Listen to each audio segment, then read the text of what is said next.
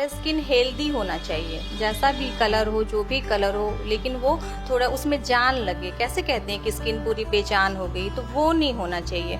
Skin हमारा glowing होना चाहिए। तो सबसे पहले हमारा डाइट है कि हमारा डाइट बहुत हेल्दी होना चाहिए। अगर हम हेल्दी डाइट खाते हैं या जंक फूड नहीं खाते हैं तो उसका जो दुष्प्रभाव होता है वो हमारे चेहरे पे ना पड़े। तो खान पान को हम लोग सुधार सकते हैं। ज़्यादातर हम लोग लीफी वेजिटेबल, मतलब जो हरी सब्जियां, पत्तेदार सब्जियां होते हैं, जूस, फल, हाँ फल होता है और बहुत सारे नट्स होते हैं। तो जो वेजिटेरियन लोग हैं वो लोग ये खा सकते हैं। जो नॉन वेजिटेरियन है वो किसी भी मात्रा में, मतलब ये खा सकते हैं जिसमें प्रोटीन का मात्रा हो, वो ज़्यादा जरूरी होता है। जैसे फिश, अंडे। हाँ, अंडे खा सकते हैं, फिश खा सकते हैं। और ये हमारे स्किन के लिए ही नहीं जरूरी है, हमारे नाखून के लिए और बालों के लिए भी जरूरी है। स्किन से रिलेटेड सारी बीमारियों का इलाज होता है और यहाँ पे एक पेशेंट है जो अभी हाल ही फिलहाल में इलाज यहाँ से करा रही है। जानते हैं इस पेशेंट का क्या है विचार डॉक्टर रश्मि एवं लेजर क्लिनिक के बारे में। तो दिनाय था पूरे फेस में, पूरे इसमें तो दिनाय था तो आप तो डर गई होगी, वो भी लड़की जात को ऐसी बीमारी हो गई। जी, उन्हीं से बाजार में लेके आए हैं। तो कितने दिनों से इलाज कर रही? ये लगा 2 महीना हो गया। 2 महीना से हो गया। कितना सुधार है? बहुत सुधार हो गया। तो देख सकते हैं दर्शकों, बता रही कि बहुत ही सुधार हुआ है और ये इलाज जो करा रही है रश्मि स्किन एवं लेजर क्लिनिक में।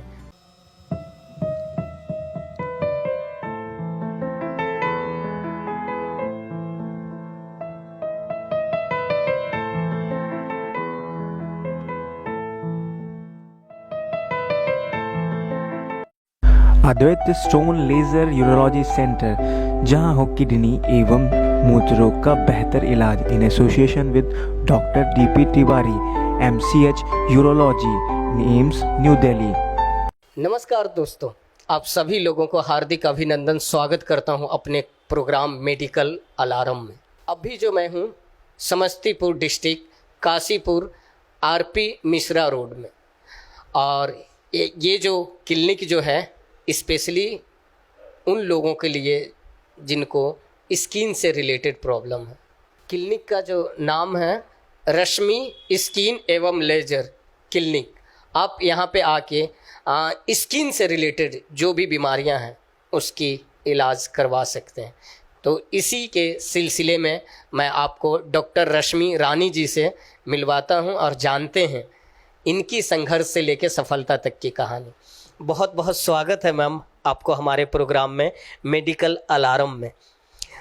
रश्मि मैम, एक तो पहले आपको बहुत ही मुबारकबाद देते हैं जो हमारे डिस्ट्रिक्ट में आप आई और यहाँ के लोगों की सेवा कर रही हैं।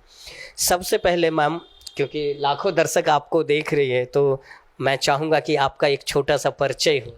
मैं doctor Rashmi Rani, dermatologist, cosmetologist and laser surgeon. Ma'am, मैं चाहता हूँ कि आपकी पढ़ाई लिखाई, थोड़ी सी बचपना, स्कूल, कॉलेज, मेडिकल की स्टडी थोड़ा सा बताया जाए। मैंने अपनी सारी पढ़ाई, बचपन की पढ़ाई सारी रांची से की है। रांची में मेरा स्कूलिंग था और वहीं से सारा मैंने इंटर तक वहीं पढ़ाई किया है। उसके बाद प्रिपरेशन के बाद एमबीबीएस में मैंने पीएमसीएच से अपना एमबीबीएस पास आउट किया है। फिर पीजी की तैयारी की जिसमें थोड़ा टाइम लगा, लेकिन फिर हो गया। आखिर मेहनत रंग लाता है। फिर मैंने पोस्ट ग्रेजुएशन अपना एमडी स्किन में एनएमसीएच पटना से किया है। वहाँ से मैंने अपना पोस्ट ग्रेजुएट डिग्री की है वहाँ से। मैम, डॉक्टर को तो हमारे भारत में भगवान के रूप कहते हैं, और इससे पहले आप यहाँ क्लिनिक खोलने से पहले कहीं प्रैक्टिस वगैरह? हाँ, मैंने 6 सालों तक यहाँ नारायण मेडिकल कॉलेज जो कि जमुहार सासाराम में है, वहाँ मैंने एज ए असिस्टेंट प्रोफेसर काम किया है। उसके बाद मैं यहाँ आई और यहाँ आके अपना क्लिनिक खोला है। मैम, विगत जो 2-3 वर्षों रहा कोरोना के कारण बहुत ही भव्य स्थिति रहा। हम लोग को जब पढ़ाया जाता है तो यही सिखाया जाता है कि पेशेंट हम लोग के प्रायोरिटी हैं, तो पेशेंट का ध्यान रखना, पेशेंट का देखभाल करना और उसमें बचाते हुए अपने परिवार का देखभाल करना वो सबसे ज़रूरी होता है। तो जब भी ये कोरोना जैसा पैंडेमिक आया तो लोगों के दिमाग में था कि अपने आप को बचाते हुए हम कैसे ज़्यादा से ज़्यादा लोगों की सेवा कर सकते हैं। तो ड्यूटी तो उस समय भी लगी थी और हम लोग भी थोड़े बहुत इन्फेक्टेड हुए थे, लेकिन फिर भी इसमें ही सारे लोग को जो भी आते थे हॉस्पिटल में सबका बेहतर इलाज कर सकें, यही हम लोग का प्राइमरी एम था, अपनी सुरक्षा को देखते हुए। ठीक है। रश्मि मैम, आप मतलब रांची में रही और उसके बाद समस्तीपुर में आना, कैसे ये मन में आइडिया आया और अपना क्लिनिक खोलने का उद्देश्य? हम लोग जिस प्रोफेशन में हैं उसमें अगर हम लोग अपना कुछ स्टार्ट करते हैं, अपना क्लिनिक हो जिससे हम लोग ज़्यादा से ज़्यादा लोगों को लाभ दे सकें, तो ये हम लोग के मन में हमेशा से रहता था खुद का अपना हो जिससे लोग को फ़ायदा हो सके। तो ये जो समस्तीपुर इलाका है ये समझिए एक तरह से मेरा इलाका भी है, क्योंकि मेरा ससुराल है यहाँ पे, मैं समझिए यहीं की हूँ। तो वो तो बचपन में पढ़ाई रांची में किया था, तो अब मैं यहाँ हूँ क्योंकि मेरे बहुत सारे लोग यहाँ पे हैं और ये एक जगह भी ऐसा लगा कि जहाँ पे मैं आके अपना प्रैक्टिस कर सकती हूँ। और यहाँ पे कोई फीमेल डर्मैट भी नहीं थी, कोई महिला चिकित्सक भी नहीं थी स्किन की, तो लोगों को यहाँ काफ़ी दिक्कत होती थी। कोई भी महिला जिसको कुछ अंदर मतलब ऐसे जगह पे हो गया है कोई बीमारी जिसमें वो सारे मेल डॉक्टर को अच्छे से नहीं बता पाती हैं या अपनी सारी बातें अच्छे से नहीं रख पाती हैं, तो वैसे जगह में लोगों को दिक्कत होता है, परेशानी का सामना करना पड़ता है।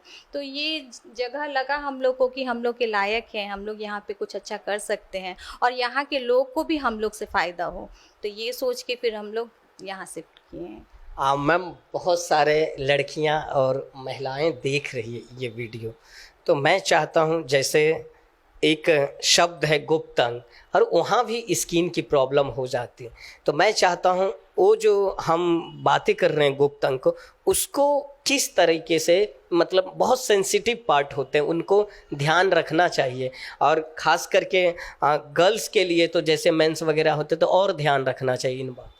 हाँ जी, बिल्कुल ध्यान तो सब लोगों को रखना है, स्पेशली फीमेल को लेकिन ज़्यादा दिक्कत होता है क्योंकि उन लोगों को बहुत सारी परेशानियों का सामना करना पड़ता है। जैसे मेंस्ट्रुएशन तो एक बात है ही, फिर बच्चे की डिलीवरी के समय या फिर उससे रिलेटेड कोई भी बात होता है, तो वो ऐसा जगह भी है जिसके मतलब जहाँ पे वो और किसी को दिखा भी नहीं सकती है। घर वाले लोग को भी बताने में हिचकिचाहट होता है कि हम कैसे बताएंगे कि क्या हुआ है। तो उन लोगों को एक सबसे पहले तो ध्यान रखना अपनी साफ़ सफाई का। तो हम लोगों को अपना वातावरण के अनुसार या मौसम के अनुसार उस जगह को या पूरे शरीर को ही साफ़ रखना है। अगर बहुत गर्मी है तो 2 बार कम से कम ठंडे पानी से स्नान करना है, ठंड है तब भी डेली स्नान करना है, अंदर के कपड़ों को रोज़ बदलना है और हमेशा ध्यान रखना है कि सूती और सूखे कपड़े यूज़ करना है, कॉटन का कपड़ा जो आरामदायक होता है। और ऐसा जैसे मिथ बनाया हुआ है कि साबुन बहुत नहीं लगाना है, तो ये बिल्कुल भी सही नहीं है। जो जगह जहाँ पे पसीना जमने का ज़्यादा चांसेस रहता है वहाँ पे तो साबुन और पानी से साफ़ करना ही करना है। और सबसे इम्पॉर्टेंट बात है कि उसको सूखा रखना है। जैसे अभी आप देखिएगा बहुत गर्मी का सीज़न है, जरा सा भी बाहर निकलो तो पसीने से कपड़े भीग जाते हैं, तो फिर घर जाके वो पसीने वाले कपड़े को चेंज कर लेना है, उसे उल्टा करके पंखे के नीचे सुखा लेना है, तभी इस्तेमाल करना है। नहीं तो फिर जहाँ भी मतलब गुप्तांग हो गया या बगल का एरिया हो गया तो वहाँ पे ज़्यादा चांसेस रहता है फंगस ग्रो करने का, या फिर बहुत तरह का बीमारियाँ हैं, एलर्जी हो सकता है, रैश हो सकता है, बहुत सारे चीज़ हो सकते हैं। तो ये साफ़ सफाई का ज़्यादा ध्यान रखना है, इतना करके हम लोग बहुत सारी बीमारियों से बच सकते हैं। यस, और मैं भी अपनी बहनों भाभीयों से मैं निवेदन करता हूँ, तो डॉक्टर रश्मि जी बहुत अच्छी बातें बोल रही हैं। अभी गर्मी का समय है और गर्मी के समय में हमारे बॉडी से पसीना अधिक निकलता है, तो अपने जो भी कपड़े होते हैं तो उसको अगर एक दिन पहनते हैं दूसरे दिन पानी में ही डाल के मतलब धुल के सुखा के अगले दिन पहनिए। और स्किन खास करके गुप्त अंग को तो विशेष ध्यान देना है और उन पे साबुन और पानी से ही साफ़ करना है। कोई ये मिथक सोचते हैं जो साबुन नहीं लगाना है, तो वो गलत है। मैम, एक और सवाल मेरा है, जो हमारे बिहार में कुछ ज़्यादा ही जब लड़कियां देखने जाते हैं लड़के वाले, तो फेस पे विशेष ध्यान देते हो, जो फेयरनेस होना चाहिए, ग्लो हो। और आज भी मतलब कितने भी हुनरमान लड़की हो, लेकिन अगर फेस में ग्लो नहीं होते, मतलब आज भी ये गलत है जो मैं शब्द यूज कर रहा, गोरे और काले का आज भी भेदभाव होते हैं। तो उन पेरेंट्स को क्या संदेश देते हैं आप, जो स्किन के पीछे, स्किन के दीवाने होते हैं आज के लोग? देखिए, स्किन का तो सब अपना अपना कलर होता है, स्किन का अपना टाइप होता है।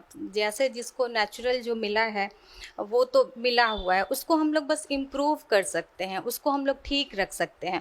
और गोरा काला होना ये अलग बात है, लेकिन जो हमारा राइट है, मतलब हमें अपना अच्छा स्किन, हेल्दी स्किन होना चाहिए। ये सबसे इम्पॉर्टेंट है कि हमारा स्किन हेल्दी हो, उसमें कोई दाग धब्बे ना हो। कलर तो जो है उसको हमें मेंटेन करना है और उसको हम लोग थोड़ा बहुत इम्प्रूव कर सकते हैं और अच्छे दिख सकते हैं। ऐसा नहीं है कि जो गोरे लोग होते हैं वही अच्छे दिखते हैं, उनके चेहरे पे भी बहुत सारे मुहासे के दाग हो जाते हैं, छाई के दाग हो जाते हैं। ऐसे हम लोग का स्किन होता है, सबकी अलग अलग टाइप है, तो सबकी जो देखभाल करने का तरीका भी अलग अलग होता है। लेकिन अगर एक हम लोग मोटा मोटी समझना चाहें कि हम लोग क्या कर सकते हैं, तो सबसे पहले हमारा डाइट है कि हमारा डाइट बहुत हेल्दी होना चाहिए। अगर हम हेल्दी डाइट खाते हैं या जंक फूड नहीं खाते हैं तो उसका जो दुष्प्रभाव होता है वो हमारे चेहरे पे ना पड़े।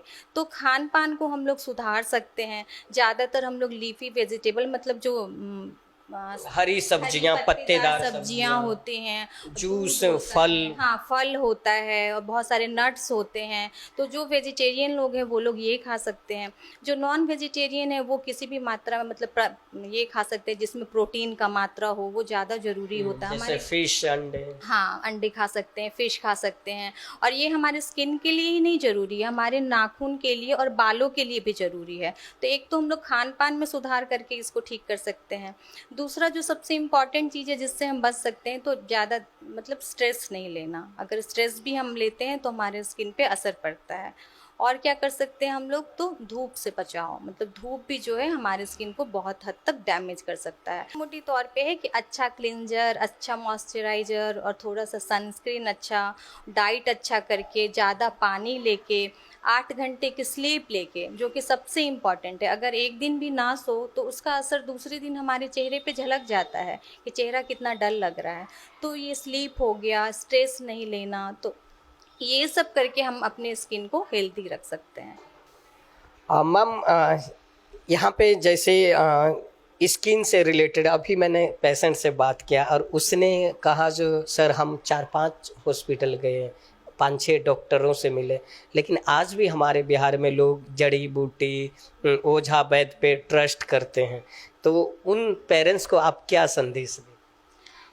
उन लोगों से कहना चाहूँगी मैं यही कि मतलब किसी के कहने पे कहीं भी दिखाने ना चले जाएं। मतलब खुद से भी थोड़ा सोच के जाएं और कुछ भी अप्लाई करने से पहले सोचें कि ये हमारा ही स्किन है, इस पे कोई भी दवा या किसी के कहने पे, किसी भाभी के कहने पे, किसी मामी के या चाची के कहने पे, क्योंकि सबकी स्किन बिल्कुल डिफरेंट होती है और कोई यूज़ किया है इससे मेरा स्किन अच्छा हो जाए ये भी नहीं ज़रूरी है।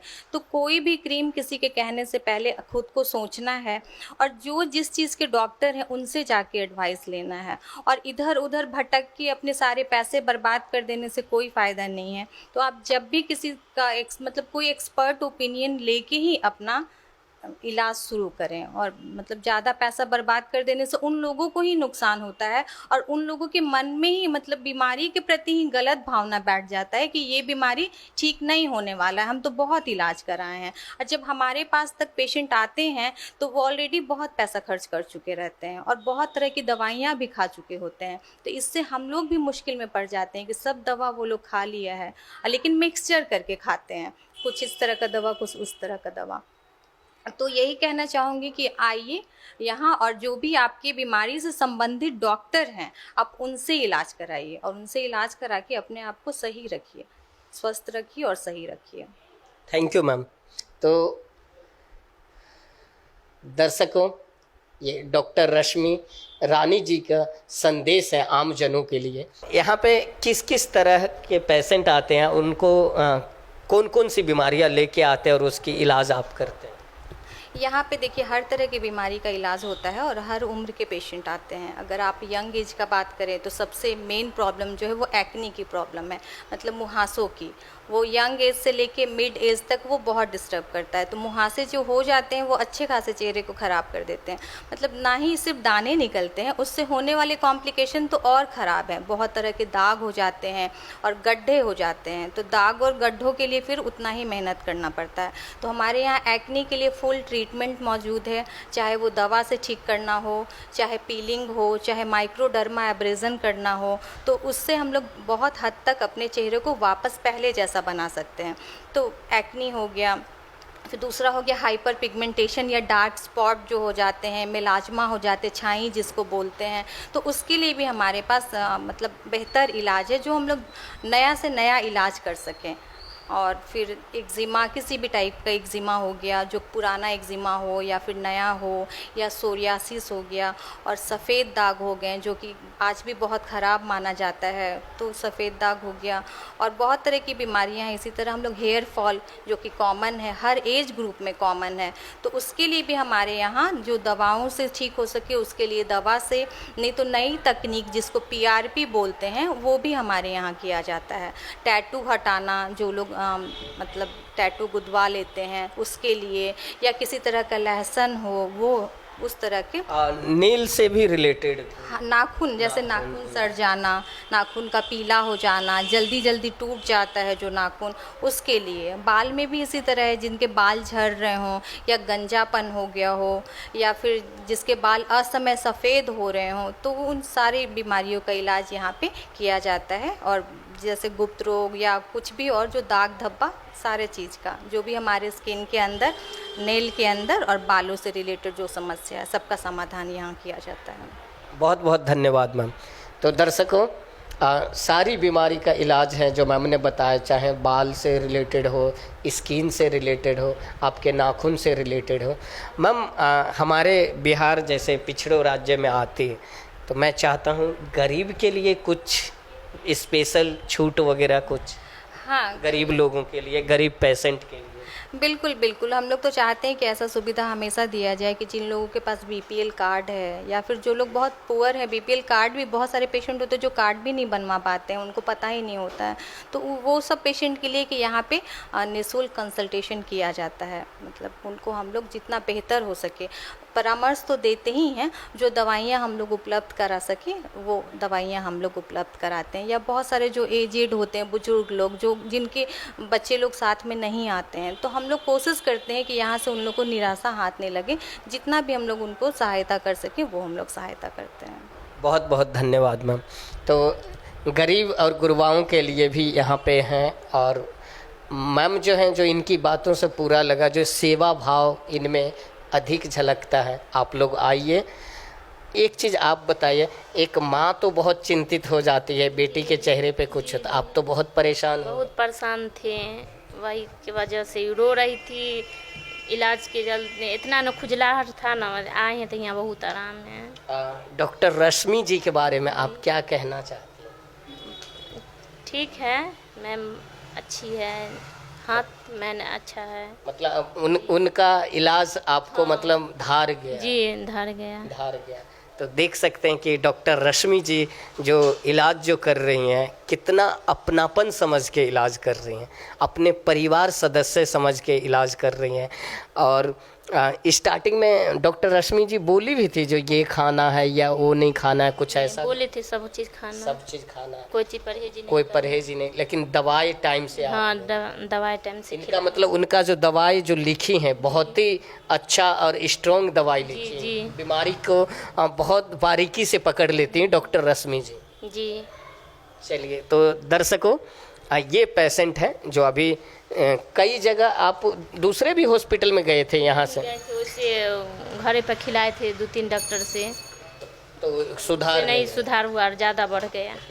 तो देख सकते हैं जब बता रही हैं घरेलू नुस्खे या बाबा या वेद मुनि से इलाज नहीं होता है। आपको अगर कोई भी रोग है तो अच्छे डॉक्टर से, और वही स्पेशलिस्ट उसी डॉक्टर से मिलना पड़ेगा जो बीमारी, और डॉक्टर रश्मि ने बखूबी इस बीमारी को जड़ से पकड़ी है और यहाँ पे 2 महीने में इतना इम्प्रूवमेंट हुआ है।